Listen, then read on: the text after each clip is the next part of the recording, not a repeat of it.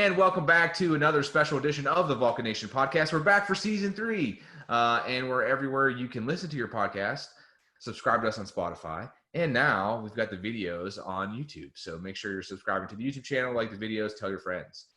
Today on season 3, we have a very special guest. She is the consultant and co-owner, at August. She is a friend of mine from back in the day. I'm very pleased to welcome Jessie Punia, class of 2008, to the Vulcan Nation. Jessie, welcome to the show. Thank you for having me. I love your energy right now. I appreciate that, and I appreciate you carving, some time out of your schedule. I know that, things are a little crazy time-wise, and we're fitting it in for you, so we'll use your time wisely, and it fits in. We like to get right down to business here on the show and allow you to introduce yourself, kind of tell us your background, how you got to Cal U, and where it's brought you to today. Yeah, so thank you for having me. It's a real honor to be on the show. So my name's Jessie. I'm originally from London, England, and I played golf. I was one of the few young ladies that played golf. And I came across one of the golf coaches at Cal U, and she recruited me to be on the golf team at Cal U. So that's how I heard about the school. I mean, trying to tell people California, University of Pennsylvania, that wasn't in California, back home was, tricky, but nonetheless. So I actually was a graduate student. So I had already gone to university in the UK and got my undergrad. So the undergrad programs in the UK are 3 years. So I did that for 3 years.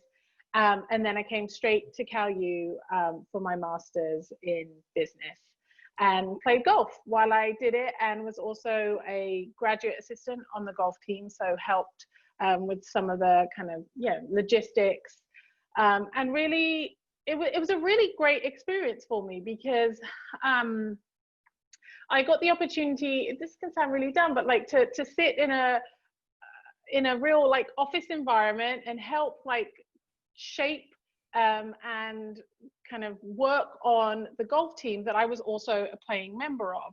And that just really gave me a lot of experience in kind of empathy, trying to play both sides of that situation. And yeah, I had a really great time. And then in terms of kind of my studies, I think being in the graduate portion of the school, it was, I spent my time with, students who are in a similar position to me, kind of a handful of athletes, tennis players, but also folks who were doing, getting their masters in maybe after school or, after work, but part-time. So I really got to engage with lots of different people while I was at Cal, which I think was a real blessing. Something I didn't necessarily expect coming to Cal, but just getting the wide variety of folks from different walks of life was really valuable. Through my studies, I realized that actually the one thing that I desperately enjoyed was variety. I knew I couldn't just have one job for a really long amount of time. I enjoyed, changing and switching things up. So that's what helped me pursue this idea of consulting. So essentially, I go to businesses and I help them with their people strategy. So essentially, I go to big, large companies and I help them get out of their own way. So I don't do the hiring and the firing or any of that stuff, but essentially, how can a big company with over 100,000 people, how can it make decisions as quick as a startup? How can it get products in market and get feedback as quickly as a startup? Essentially, these big companies have, won and been successful because they're so big. And in the last 10 years, that kind of dynamic has switched. So I spend my time working with them, and I get a new client every 3 to 6 months, which means a new job, variety, a new problem to solve, new people to meet. And I think, that speaks to the little tidbits that I got to experience at Cal, kind of helping set me up to be successful at consulting. No, that's awesome. So it sounds like, a lot of maybe, tuning in these larger companies' organizational culture into a more startup vibe, or right? Like it seems Yeah, like a lot of that business aspects that you're applying there. That's pretty cool. absolutely. Yeah. So, all So right. Well, I was gonna say, let's talk about that a little bit more if you're okay with it. yeah, We're talking about unlocking your story. That's like the vibe on campus right now, and like kind of our tagline, you know, for the current marketing campaign. So, relative to your narrative, you know, what maybe specific skills or pathways into this role now, or maybe the skills that you use with, you know, kind of, you know, updating large companies culture and operations to this more startup vibe or a fresher mentality. How did those maybe the skills that you use it today, or maybe just this idea of it, you know, did that come about maybe at any time, or were you thinking about it at Cal, or how maybe did your degree help you to get there? yeah. So I mean, to just outline, I think the thing that I learned, you know, being someone who was from Europe, coming to the US, joining the school and joining, you know, new programs, established programs, just understanding the role of culture, like what it is, how it plays out. So I knew when, so August is the company that I work for. We're about 10, we skew between 10 to 15 employees. Right now we're about 10. Been around for 5 years. And understanding the culture that we wanted and the culture that we wanted to design at the organization was super important. And I think that was really important to me as someone who has like maybe moved within different cultures and tried to, you know, understand and kind of, you know, maybe fit in or not, or choose to adapt and take on aspects of the culture. So some of the cool stuff about August is that we have decided to be an organization. For example, we are self-organizing. So we don't have any bosses or managers. Essentially, everyone comes to the organization and looks to advance our purpose. We have transparent salaries. So everybody knows what everybody else makes, which like sounds bizarre and scary to some people, but it makes it so much easier when it's just transparent. Everyone knows, you know, and it's a lot fairer. It's a lot more equitable. Everyone's on the So level. Yeah, right. yeah, Absolutely. exactly. Everyone's on, you know, it just makes conversations a lot easier. And sometimes I need to remind myself that it's not like that everywhere else, because I get more comfortable talking about money, for example, in a Sure. way that you wouldn't normally at another organization. So I think just, yeah, like moving to Cal, spending my time there with lots of people from different places meant that I had to be and wanted to be really intentional about the kind of organizations that I either joined or helped kind of co-create. You introduced me at the top of this meeting as a co-owner and consultant. So, you know, we at August, like, we don't have titles. So I can be in this call. I am a co-owner because we are also have we want to be an employee-owned organization. So I'm a co-owner, and in this call I'm a consultant. On my next call I might be, you know, an organizational designer, like whatever fits that mode without like overselling, of course. But what's appropriate for the moment that I'm in, rather than this like stagnant, just stale title, I can use whatever is appropriate. And that's like worked really well for us as an organization. Is again, so this like social chameleon, like this chameleon type aspect really works for me. No, I like that because, and I think like, you know, when we talk about just work in general, right, and how everything is changing, and I, you know, even in these like classic job titles, there's so much more. Like, you know, I'm right, like I'll use myself as Right. an, like you just said, like I'm the director of alumni relations, but I'm also like a YouTube content creator, a podcast host, events manager, you know, data coordinator. So like, yeah, I mean, and so, and not just me, but, you know, not just in higher ed, but everyone I think now Yeah, is these days, whether it's like you got 8 side hustles or your job has you doing all these things. Yeah, I'm with exactly. you there, you know, and it's really cool to see that kind of, um, you know, mission and objective from a company to be that kind of transparent. I mean, I think that we need more of that. So that's really awesome to see Yeah. you taking that, leading kind of that charge there too. Yeah, So let's, we oh, oh, go yeah. ahead. No, go ahead. No, I was just going to say, yeah, like it's that sort of stuff that I think also is really meaningful for our clients. So, you know, we go to our clients and we talk about, you know, that people need to have flexibility in their roles, and people need to, you know, that people can't be bound by their job description. And then we, you know, walk the talk. Also, we have transparent salaries, we have flexible, you know, so it means a lot to our clients when we're advising them on what path they should go with their 100,000 employees, that our little 10-person firm, like we're doing it too. Like we are working in these new ways. We're not just like touting some idea that we came up with. We're like living it, and we're a good example of how what the like future of work looks like. No, that's cool. Lead by example. And Exactly. That yeah. was a much simpler way of saying it. No, you put it more Yeah. eloquently than I did, but you know, but the future of work, that's exactly right. And I think that's super important because, you know, what we've seen, you know, everything that you read now, you know, the work has changed since, you know, COVID has happened and things like that. So yeah, I think it's cool you guys are, you know, leading the way there. Let's talk about a little bit, you know, every good story has a supporting cast. So, you know, thinking about your time at Cal, maybe specific classes or professors, you know, or other members of the university, or just your friends, teammates, those kind of folks that helped you along the way.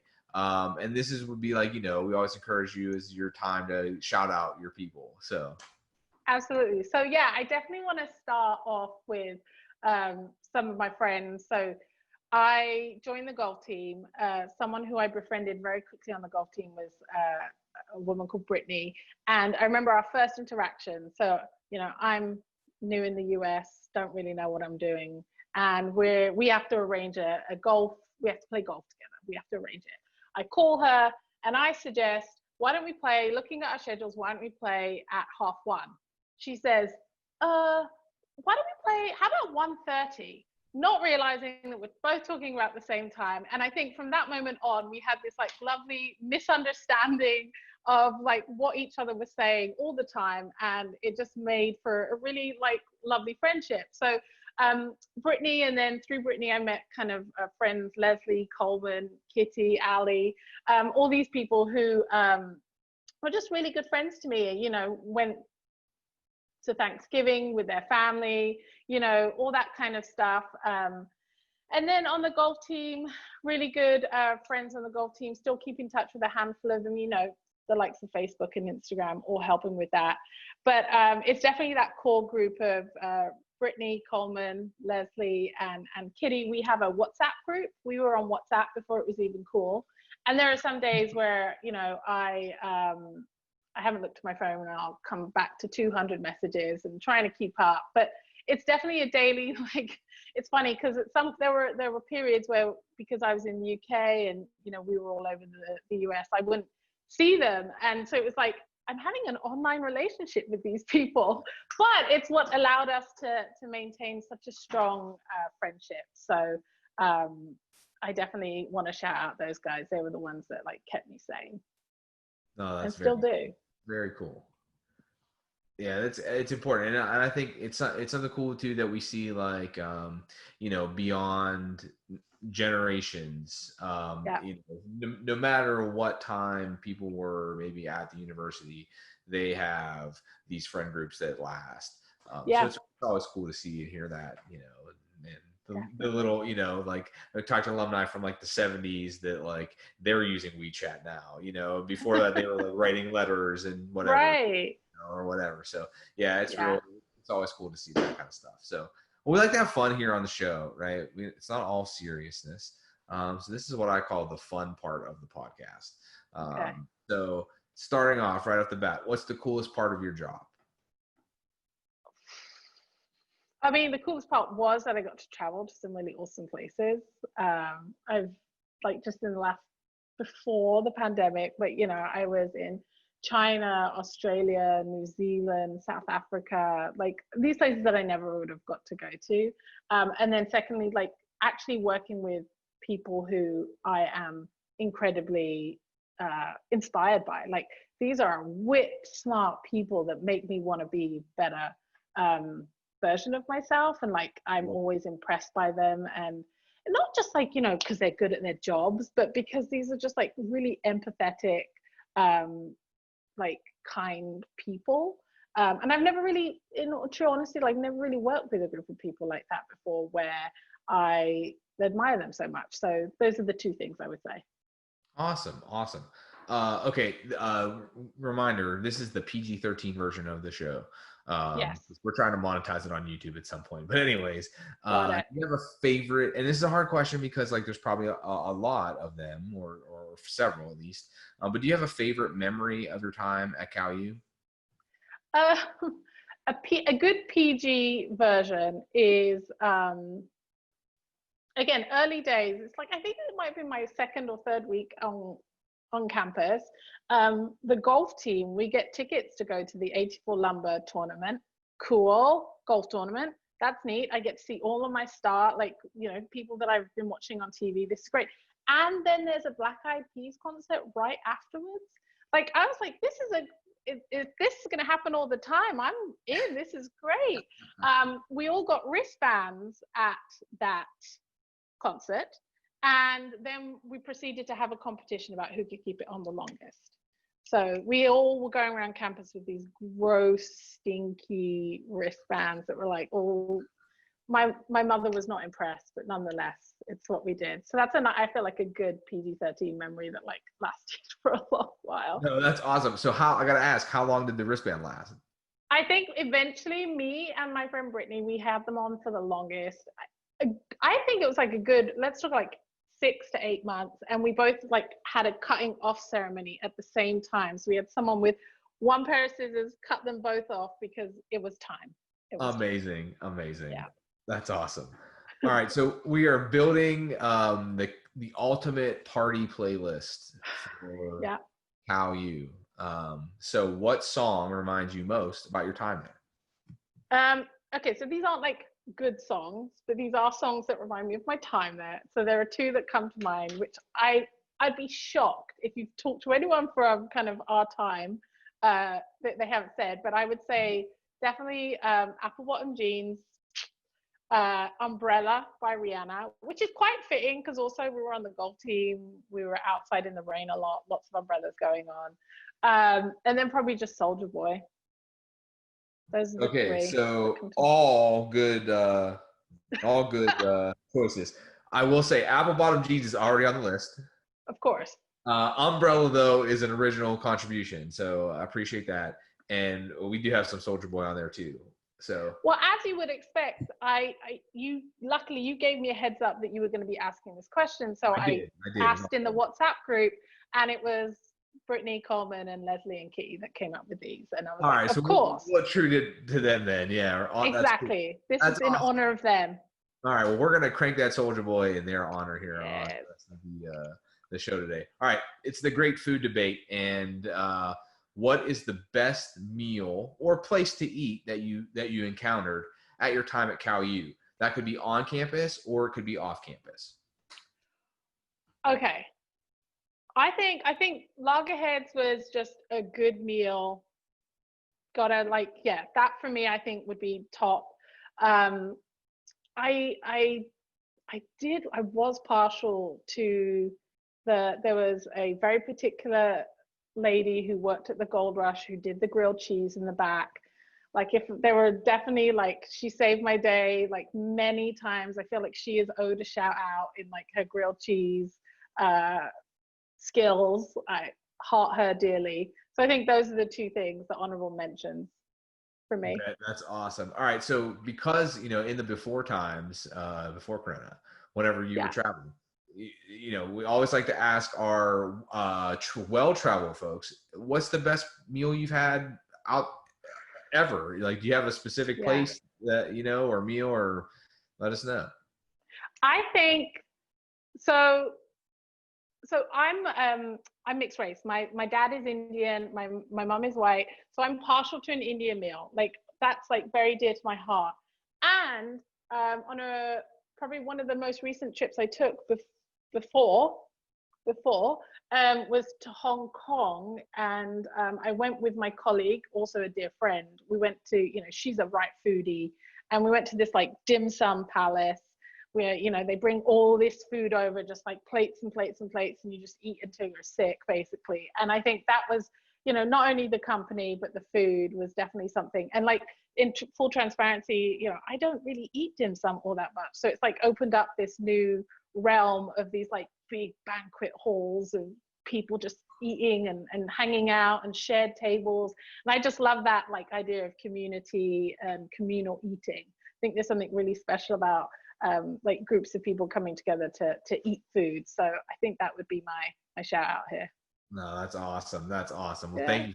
thank you for sharing that with me. I don't think I'm a proper foodie, but I like to eat, and it's always cool to Yeah.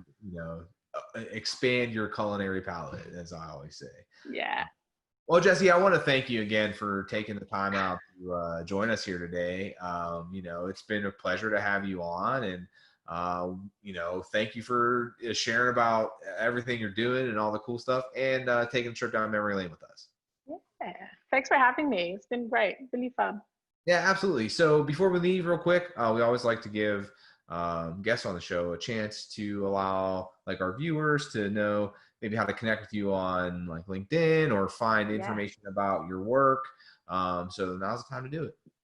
Yeah, so I openly welcome any kind of CalU students right now or grads from any era to reach out with me. I think that's one thing that's like really special about the Cal experience was, you know, how close everybody was. And I probably haven't done such a good job of like keeping that network really broad. So like I welcome anyone to reach out to me like via LinkedIn. It's just my name. If you come up with my name, I don't think there are many Jessie Punias. And you can find August at aug.co. You know, we were a startup. We couldn't afford the M. So it's just aug.co. And my email is jessie@aug.co. So I welcome anyone to reach out. I really want to make that Cal network nice and strong. And so if I can help anyone out, and happy to do kind of favors for fellow alum. Awesome. Well, thanks again, Jessie. It's been awesome talking to you. I really appreciate you being here. For those of you watching and listening at home, for Jessie Punia, I'm Ryan Barnhart. This is the Vulcan Nation. We'll catch you next time. Bye, everyone.